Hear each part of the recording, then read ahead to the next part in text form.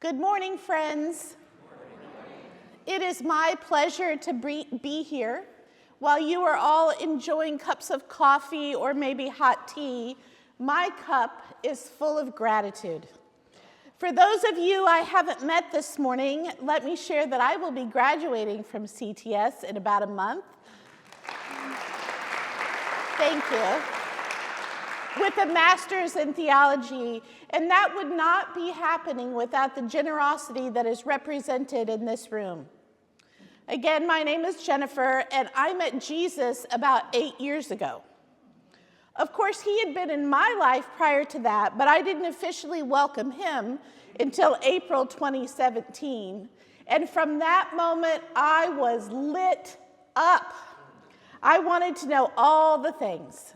I was attending a non-denominational church at that time, and I signed up for all the small groups, the book clubs. I was attending Sunday school at other churches, watching documentaries, and reading.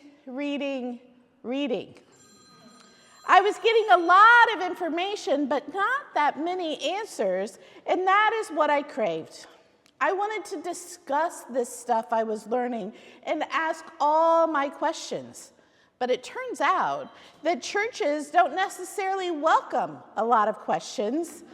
So this went on for a few years, and I kept feeling this desire to know more, to go to school. But every time that crept in my head, I would shoot it down. It was just too silly. You see, the one thing I knew for sure is that I did not want to be a pastor. And if you Google Christian education online, late at night, after everyone else in your household has gone to sleep, you will find that there are programs to become pastors. But why would I go to the trouble of back to school, the studying, the expense, if it's not what I wanted to do? I wasn't making a career change. Again, it seemed crazy, so I would put that idea out of my head every time. But God is nothing if not persistent. And that whisper would return. Finally, on a Tuesday night in 2023, I said to my husband that I was possibly thinking about going to school or taking some classes to learn about God. And his response was, "Great. You talk about it all the time anyway." I thought, I do? But his response was so positive that I thought, I had the courage to say it one time out loud, I could say it again.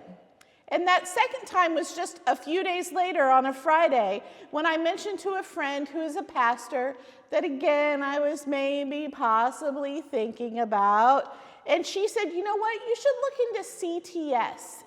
It's not too far from home. They have a variety of programs, and they even have community classes if I didn't want to get a degree." So by the end of that Friday morning, I had talked to an admissions person, was scheduled for an open house the following Tuesday, and after that meeting, which took place right in this room, I was home. Within the next 6 weeks, I had applied, been accepted, and offered a full scholarship. And did I mention I was graduating in just a few weeks? The main lesson from this story is that when we are obedient to God's voice, man, do things go smoothly. When you lean into the whisper of the Holy Spirit, God will not let you down, but will guide you into a place that is better than you can even imagine. I'm here this morning to express my extreme gratitude to all of you who leaned into that whisper. When you heard a quiet voice, maybe late at night, that said something like, "You know, we have all this money lying around the house. Maybe we should fund a Christian theological seminary and a scholarship so that one day a complete stranger will be able to follow God's path for them and go to school." I thank you. Thank you for hearing that and acting on it.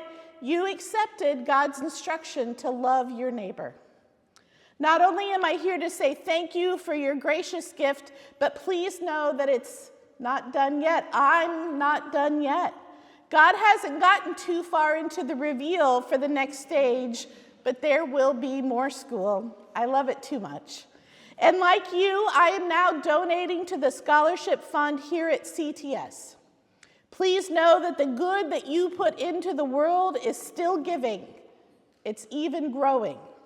And that's what happens when you listen to God's voice. Thank you.